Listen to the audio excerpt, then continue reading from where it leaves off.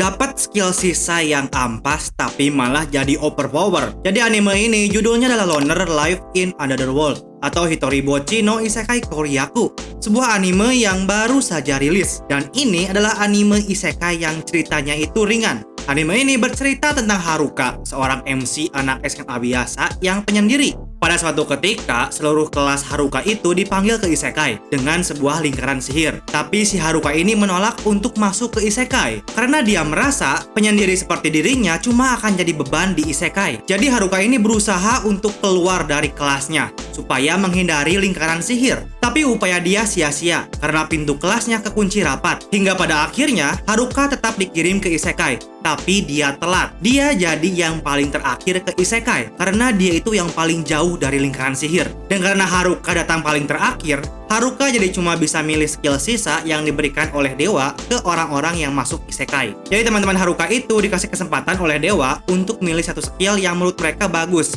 Yang tentunya teman-temannya itu milih skill yang OP-OP ya. Nah pas bagian Haruka itu cuma dapat skill sisa yang kebanyakan itu ampas. Dan Haruka protes dong ke dewa, kenapa dia cuma dapat skill sisa yang gak guna. Dan akhirnya setelah banyak protes, dewa itu jadi memberikan semua skill sisa ke Haruka. Jadi Haruka gak cuma dapat satu skill kayak teman-temannya, tapi Haruka dapat banyak skill. Tapi ya Haruka itu ya udah negative thinking karena skill-skill yang dia dapat sampah semua. Tapi ternyata Haruka itu beruntung karena ketika Haruka datang ke isekai, dia dapat semacam kantong tak terbatas kayak kantongnya Doraemon yang isinya itu barang-barang cheat semua. Dan Haruka berhasil memanfaatkan semua skill ampas yang dia punya dengan kantong tak terbatas yang dia dapatkan.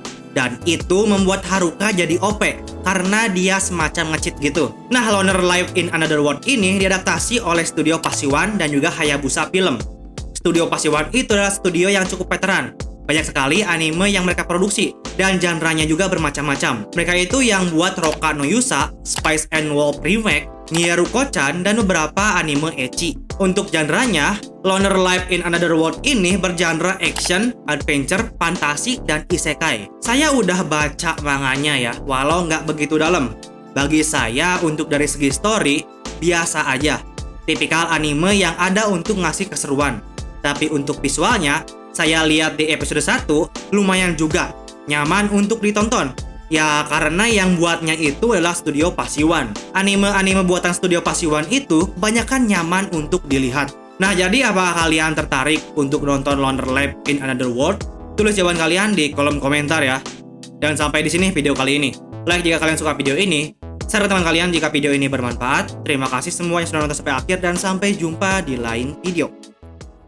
異世界でもぼっち異世界ハーレムワンチャンなかったか。